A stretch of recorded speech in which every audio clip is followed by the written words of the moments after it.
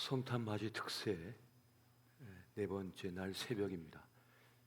최강 한파가 한반도를 덮친 이때에도 그 추위를 뚫고 주님 앞에 나온 우리 모든 교우들에게, 또 힘겨운 가운데 영상으로 함께 하신 모든 교우들 가운데 말씀의 신비, 하나님의 구원의 큰 역사가 함께 하시기를 예수 이름으로 축원드립니다.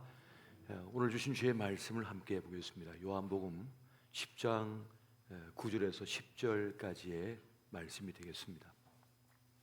이 두 절의 말씀을 우리 한 목소리로 합독하도록 하겠습니다. 자, 시작. 내가 문이니 누구든지 나로 말미암아 들어가면 구원을 받고 또는 들어가며 나오며 꼴을 얻으리라. 도둑이 오는 것은 도둑질하고 죽이고 멸망시키려는 것뿐이요 내가 온 것은 양으로 생명을 얻게 하고 더 풍성히 얻게 하려는 것이라. 아멘. 아멘. 예수의 오심은 생명을 얻게 하고 더 풍성히 얻게 하려는 목적을 가졌다라고 우리 주님께서 우리에게 분명히 말씀해주고 계십니다.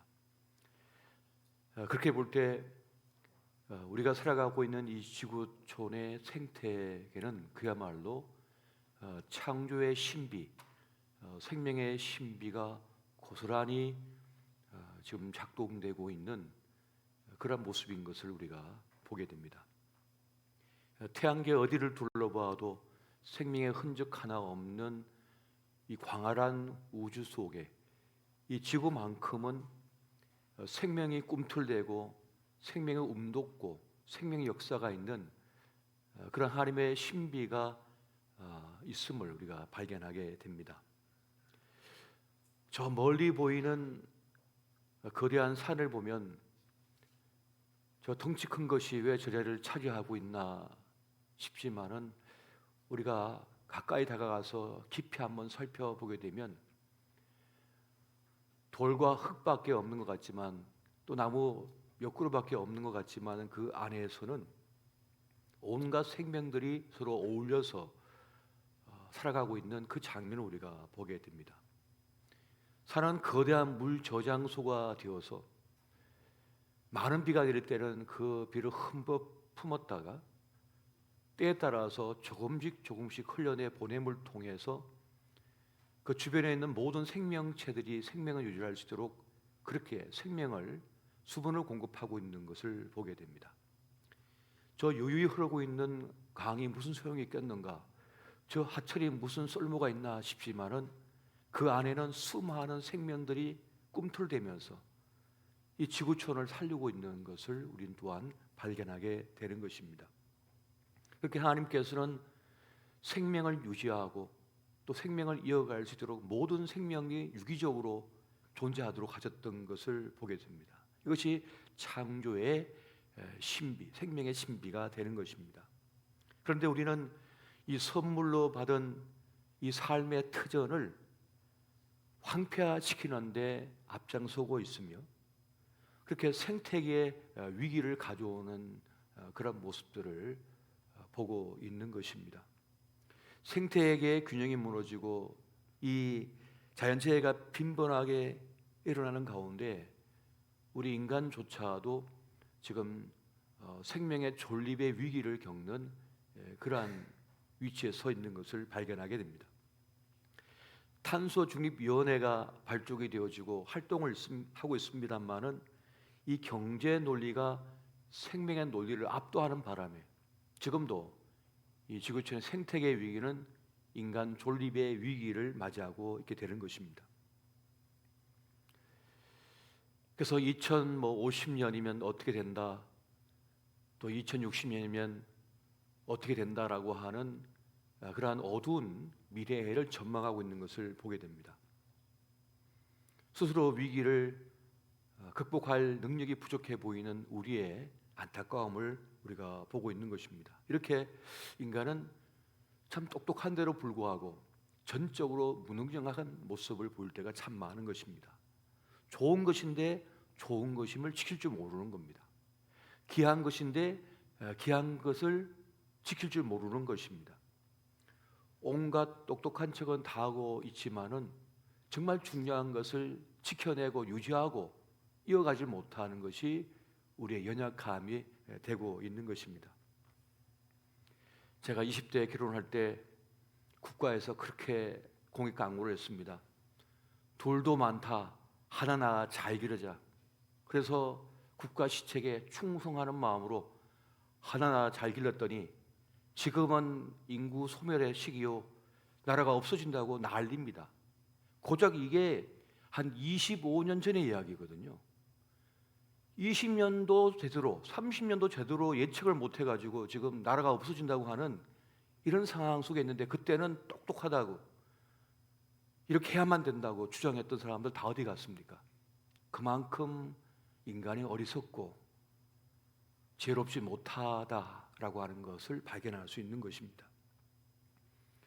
여러분, 예수님은 어떤 분이십니까? 생명의 창조자이십니다. 생명의 구원자이신 거예요. 생명을 창조하시고 그를 보존하시고 지속 가능하게 하신 분이 바로 우리 주 예수 그리스도이시라는 것입니다.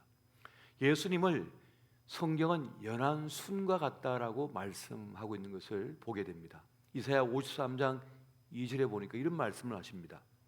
그런 주 앞에서 자라나기를 연한 순 같고 마른 땅에서 나온 뿌리 같아서 고운 모양도 없고 풍채도 없은즉 우리가 보기에 흠모할 만한 아름다운 것이 없도다.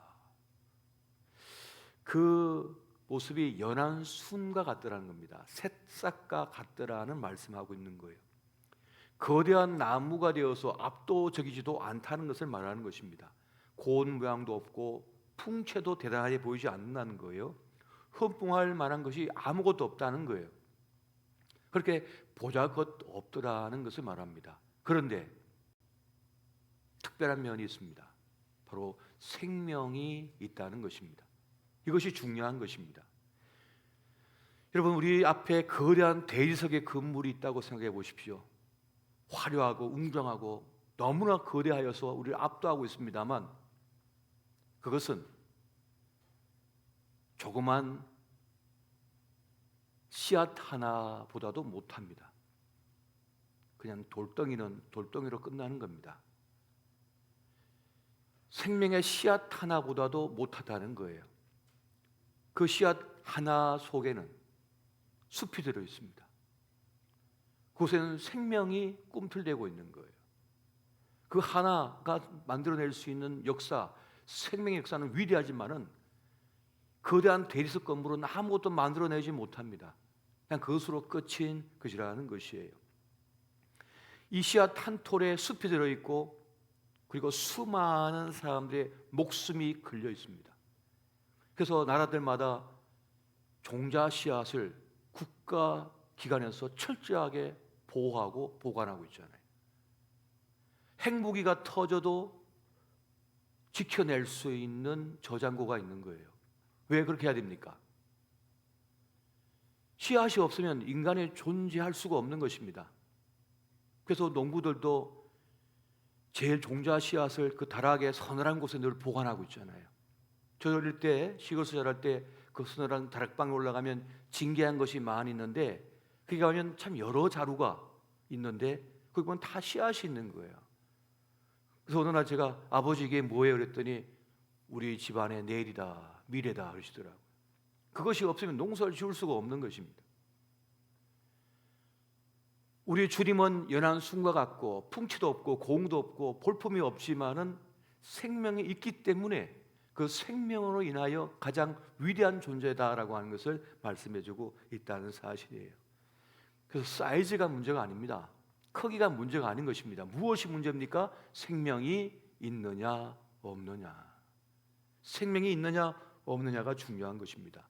교회의 존재 유무, 교회의 지속 가능성이 어디 있는 것입니까? 예수 생명이 그 교회 안에 있는가 없는가. 이것이 핵심임을 여러분 명심하시기 바랍니다. 가장 중요한 것입니다. 그래서 교회는 예수 생명을 붙들어야만 한다는 사실인 것입니다. 여러분, 거대한 도시 속에 네온사인 속에 갇힌 교회는 왜소해 보입니다.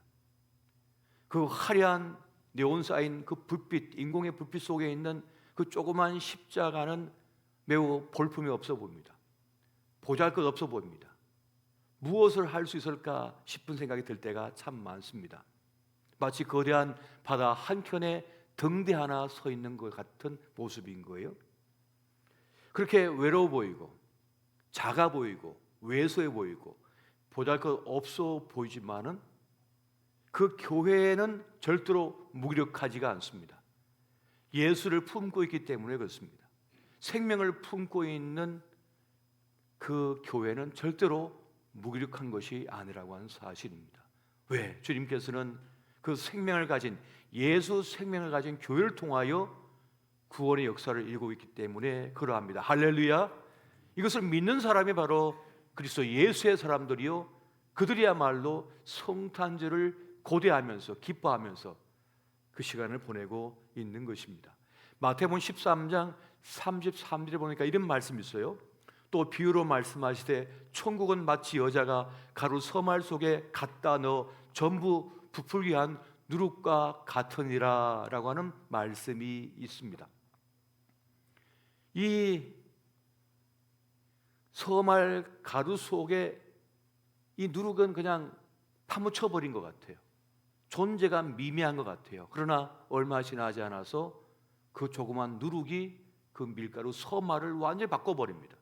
변화시켜버리는 겁니다. 왜요? 그새 역사가 있거든요. 생명이 있거든요. 완전히 바꿔버리는 일이 있는 것입니다. 예수의 오심이 바로 여기 있는 것입니다. 왜 예수님이 이 땅에 오셨습니까? 생명 없는 곳에 생명을 주기 위하여, 생명이 꺼져가는 곳에 생명을 살리기 위하여. 그래서 생명 되신 주님께서 이 땅에 오셨다라고 말씀하고 있는 것입니다. 오늘 본문의 말씀 다시 한번 읽어보겠습니다. 요한복음 10장 9절에서 10절 말씀을 우리 같이 한번 읽어보겠습니다. 자, 시작. 내가 문이니 누구든지 나로 말미암아 들어가면 구원을 받고 또는 들어가며 나오며 꼴을 얻으리라. 도둑이 오는 것은 도둑질하고 죽이고 멸망시키려는 것뿐이요 내가 온 것은 양으로 생명을 얻게 하고 또 풍성히 얻게 하려는 것이라. 아멘. 양으로 생명을 얻게 하고 또 풍성히 누리게 하기 위하여, 얻도록 하기 위하여 오셨다라고 말씀하고 있는 것입니다. 세상 것을 아무리 먹고 삼키고 주변에 가득 채워도 생명은 꺼져가고 살 맛을 잃어버리고 살 힘을 잃어갑니다. 왜 그렇습니까? 사람은 떡으로만 먹고 사는 존재가 아니기 때문에 그렇습니다. 떡으로만 먹고 사는 존재가 아니기 때문에 그렇습니다. 평생 먹을 떡을 쌓아놓고 사는 사람들이 많습니다. 평생 먹을 건물을 세우고 사는 사람들이 많습니다. 그러나 여전히 영적인 허기에 시달리며 고통 속에 살다가 죽어갑니다. 오늘 우리가 이 성탄절을 앞두고 또 주님을 맞이하는 마음으로 이 시간을 보내면서 본질을 바로 세워야 하겠습니다. 그 본질은 무엇입니까? 바로 하나님입니다. 하나님의 부재는 생명의 상실이 되어지는 것입니다. 생명력의 상실이에요. 그래서 하나님의 부재 속에서는 어떤 것을 채워도 소용없습니다. 여러분의 지금 하나님과의 관계가 지금 멀어져 있으면 아무리 애를 쓰고 기를 써도 소용이 없습니다. 여러분의 속에 들어온 우울감과 여러분 속에 들어온 절망감과 여러분 속에 있는 분노와 여러분 속에 있는 무력감은 또 기쁘지 않으면 어디서 온 것입니까? 하나님 부재에서 오는 것입니다. 하나님과의 관계의 무너짐 속에 있는 것이에요. 우리는 시간이라고 하는 재료를 사용해서 무엇을 해야 됩니까? 바로 하나님과의 관계를 맺어야 되는 거예요. 여러분, 시간은 재료입니다. 재료. 우리는 시간을 통하여 누군가의 관계를 맺는 것입니다. 우리는 시간을 통하여 무엇을 행할 수가 있습니다. 그런데 그 시간이 점점 줄어들고 있네요. 그 시간을 통하여 우리는 주님과 깊은 관계를 맺어야 된다는 사실이에요. 우리가 주님과의 관계를 말할 때 어떤 관계를 말하는 것입니까? 요한복음 1장 12절 보니까 영접하는 자, 곧 그 이름을 믿는 자들에게는 하나님의 자녀가 되는 권세를 주셨으니라고 말씀하고 있습니다. 가장 중요한 관계는 뭡니까? 하나님과 우리 사이에 자녀 관계가 되는 겁니다. 부모와 자녀 관계가 되어지는 것을 말하는 것이에요. 여러분, 돈은 쌓아놓는 것이 아닙니다. 돈은 재물은 쓰기 위해 사용하는 거예요.